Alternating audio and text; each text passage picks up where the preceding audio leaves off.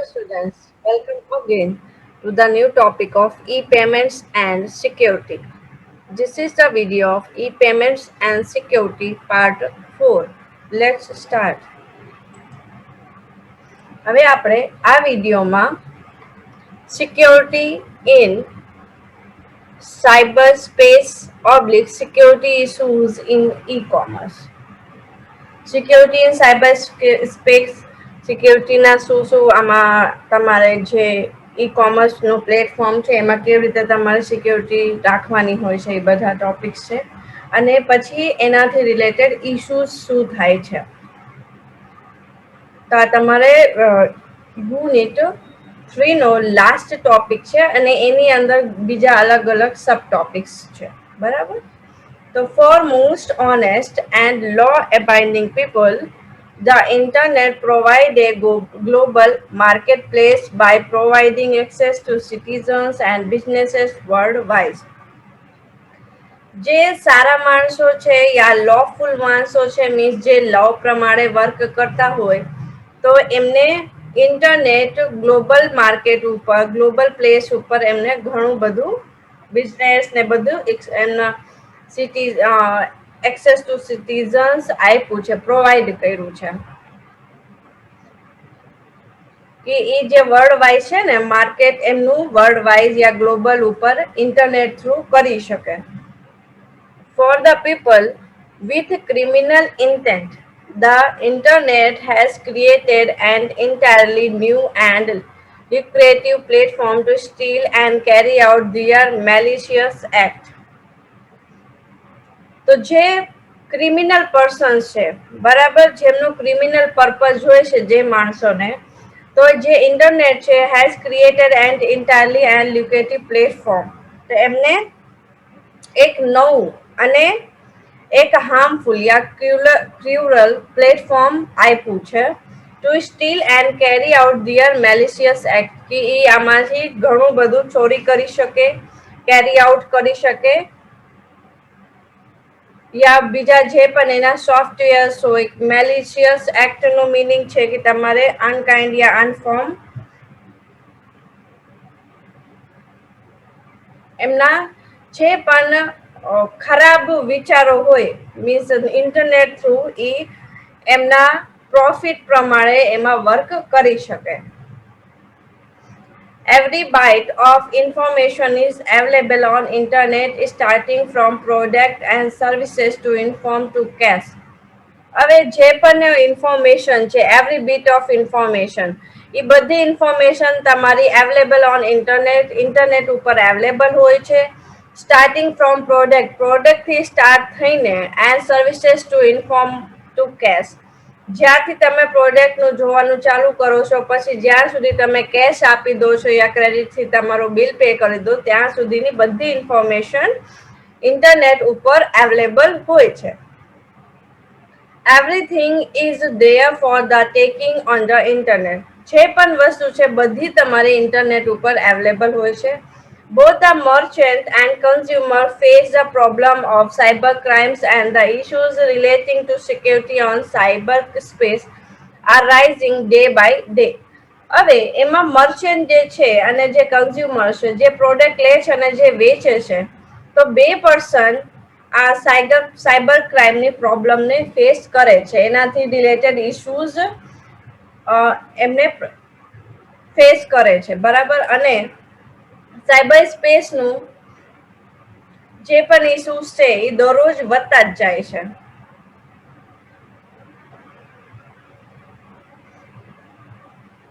પછી both the merchant and consumer face the problem of cyber crimes and the issues relating to securities and cyberspace on cyberspace are rising day to day. બરાબર એમના દરરોજ આમાં વધતું જાય છે અને એમાં જે સિક્યોરિટી તમારે એમાં તમારે નવું ડેવલપમેન્ટ કરવું પડે છે કે જેનાથી સાયબર ક્રાઇમ તમારું ઓછું થઈ જાય. The merchant operating or conducting business online should risk seriously on this matter. જે મર્ચન્ટ છે મીન્સ જે પર્સન છે જેમનું બિઝનેસ ચાલુ કર્યું છે ઇન્ટરનેટ ઉપર ઓનલાઈન ઉપર તો એમને આ વસ્તુ ઉપર સિરિયસલી વિચારવાની જરૂર છે. and must prepare a strong defense mechanism against such a criminal assault. અને એક કંઈક સારું લો યા મિકેનિઝમ યા સ્ટ્રોંગ ડિફેન્સ તમારે બનાવવું જોઈએ આવી રીતના જે ક્રિમિનલ્સ થાય છે યા સાયબર ક્રાઇમ્સ તમારે થાય છે ઓનલાઈન. બરાબર.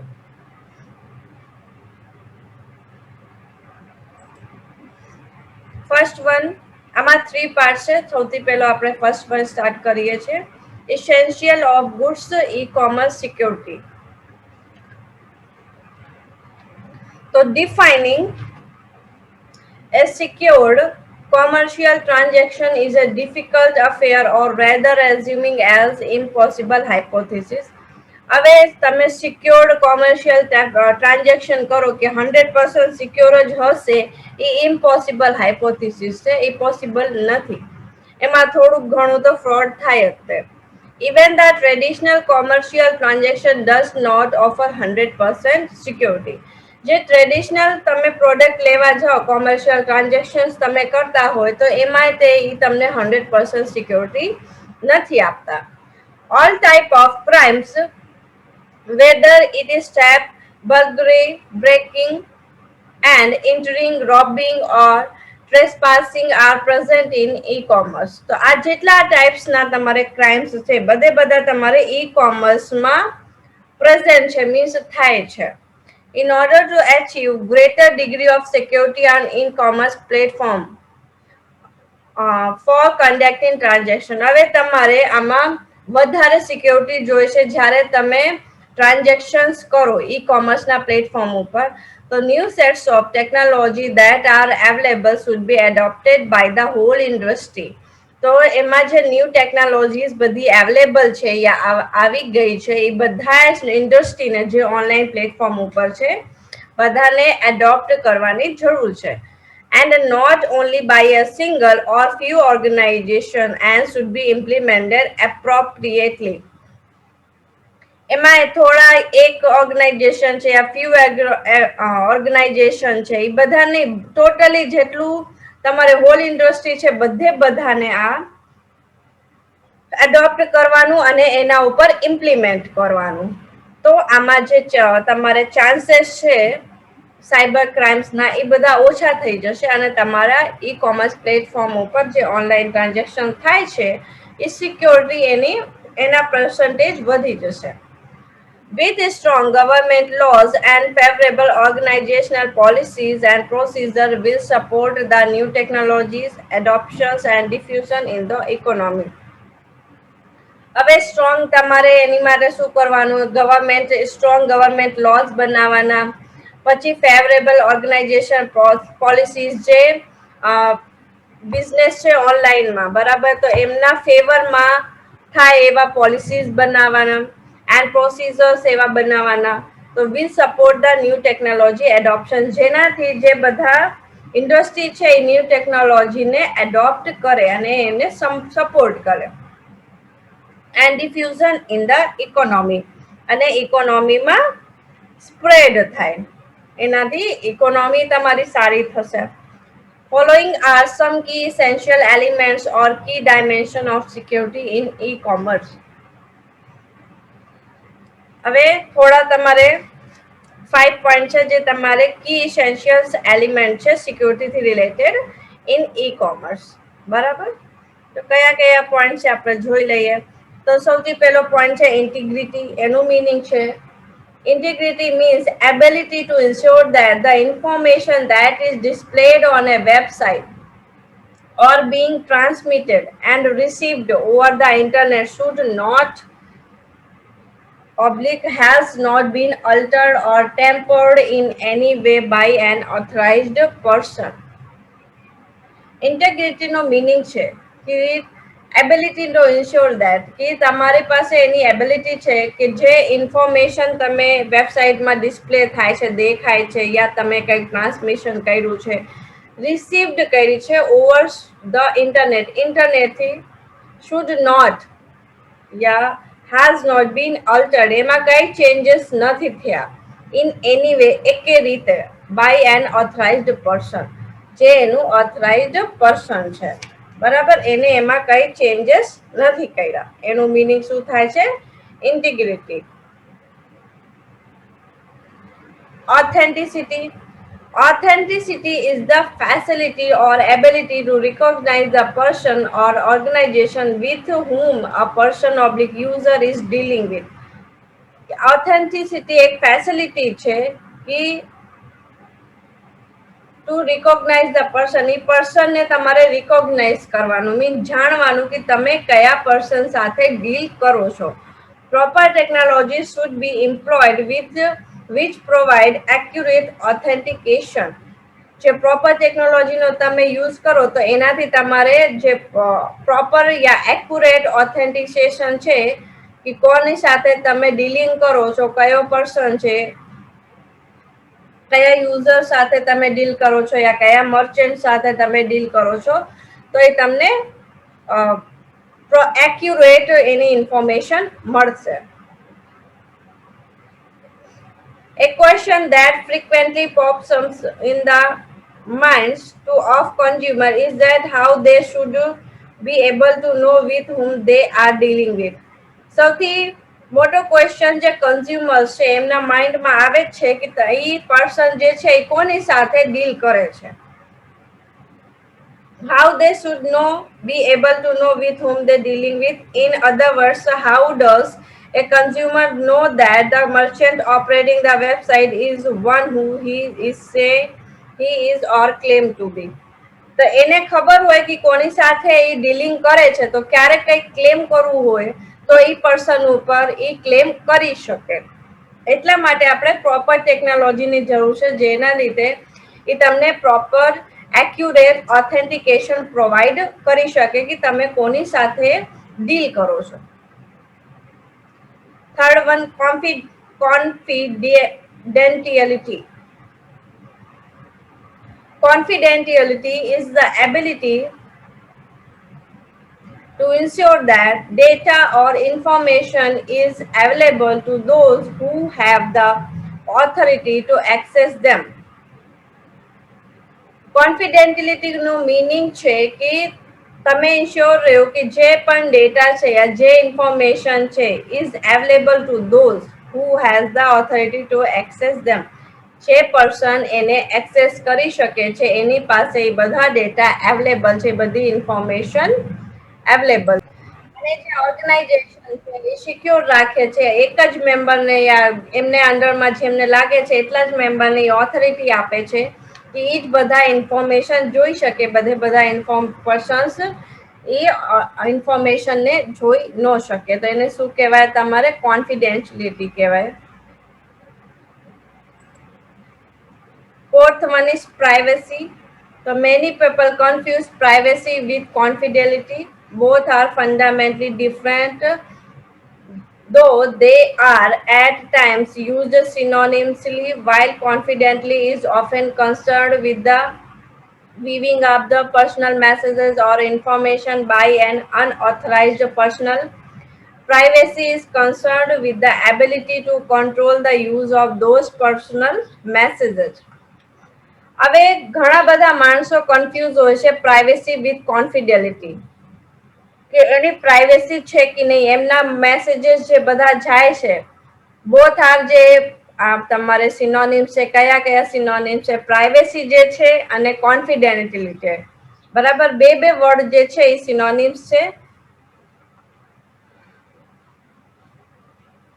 While confidently is often concerned with the weaving of the personal message, જે confidently છે એ શેની મેસેજ છે કે તમારી જે પર્સનલ મેસેજ છે, ઇન્ફોર્મેશન છે, બાય અનઓથરાઇઝ્ડ પર્સનલ, કે જે અનપર્સનાઇઝ્ડ, જે તમારે અનઓથરાઇઝ્ડ પર્સન છે, એમ્પ્લોય છે, એ જોવે છે. Privacy is કન્સર્ન્ડ with the ability to control the use of those personal messages. અને પ્રાઇવેસીનો મીનિંગ શું થાય છે કે જે અનઓથરાઇઝ્ડ પર્સન છે એ તમારા જે પર્સનલ મેસેજ છે, ઇન્ફોર્મેશન છે, તો એને જોઈ ન શકે, એને વાંચી ન શકે. Availability. Once the companies launch the website, જ્યારે કંપની વેબસાઇટને લોન્ચ કરે છે, and start its operations on a larger commercial scale. અને એને ઓપરેટ કરે છે ક્યાં સ્ટાર્ટ કરે છે એક મોટા કોમર્શિયલ સ્કેલ મીન્સ બહુ મોટી રીતે સ્ટાર્ટ કરે છે. These services should be available at all the time in order for the consumer to get access anytime they want. તો જે કન્ઝ્યુમર છે જે યુઝર છે તો આને ગમે ત્યારે એક્સેસ કરી શકે છે, જ્યારે એને જરૂર હોય ત્યારે એને એક્સેસ કરી શકે છે, ગમે તે ટાઈમે એક્સેસ કરી શકે છે. મીન્સ ઓનલાઈન તમે પરચેસ કરતા હોય તો 365 days 7 days 24 hours મીન્સ ગમે ત્યારે તમે એનું યુઝ કરી શકો છો. તો આ ટોટલ તમારે 5 પોઈન્ટ્સ હતા. Integrity, authenticity, confidentiality, privacy, availability. બરાબર, આ ટોટલ 5 પોઈન્ટ્સ છે તમારે. શેના હતા તમારે આ 5 points? Essential of goods, e-commerce, security.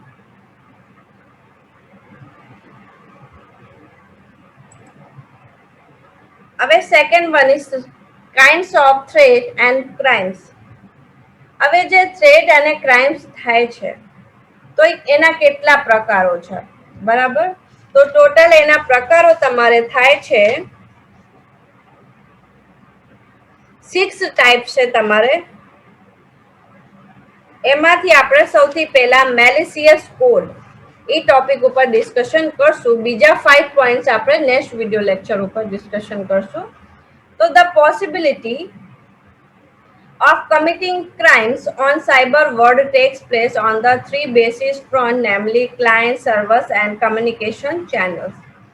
તો સાયબર ક્રાઇમ જે છે એ કેવી રીતે બેસિસ ફ્રન્ટ ઉપર થાય છે, કયા કયા છે? નેમલી ક્લાયન્ટ છે, સર્વર છે અને કમ્યુનિકેશન ચેનલ છે. બરાબર, 3 રીતે એની પોસિબિલિટી છે. These 3 windows, if left unguarded, creates threat and would lead to crimes, and cyber criminals are very well aware of this fact. હવે આ ત્રણ વિન્ડો તમે મૂકી દો. અનગાર્ડેડ ક્રિએટ્સ થ્રેટ, તો એમાંથી ઘણા બધા થ્રેટ્સ ઊભા થશે. And would lead to crimes, crimes ને તમારે વધારશે. And the cyber criminals are very well aware of this facts, અને જે સાયબર ક્રિમિનલ્સ છે આ બધી વસ્તુથી વેલ અવેર છે, એમને બધી ખબર છે.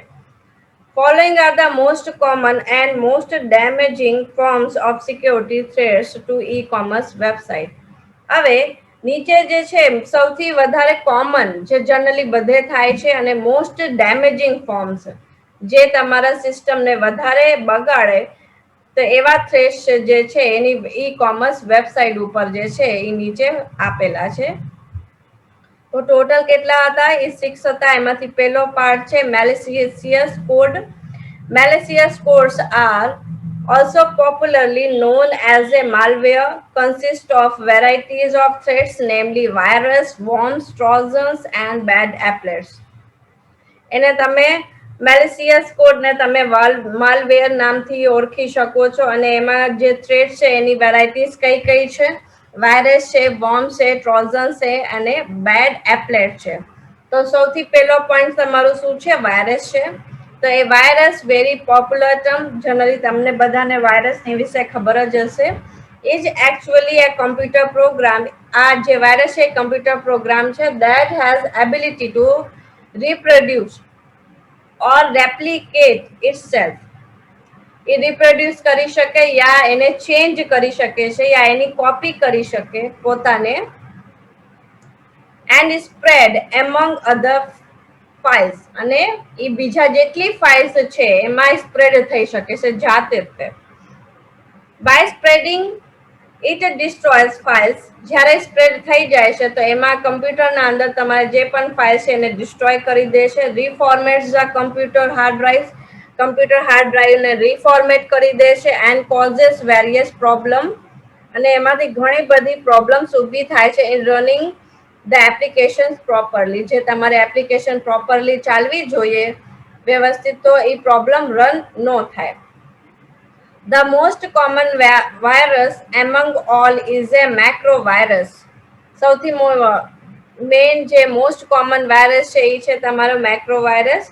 That affects the application software એ એપ્લિકેશન સોફ્ટવેર્સને એફેક્ટ કરે છે, સચ એઝ કયા કયા સોફ્ટવેર છે, MS Word, Excel, PowerPoint, etc. આ બધા સોફ્ટવેર્સને ઇફેક્ટ કરે છે.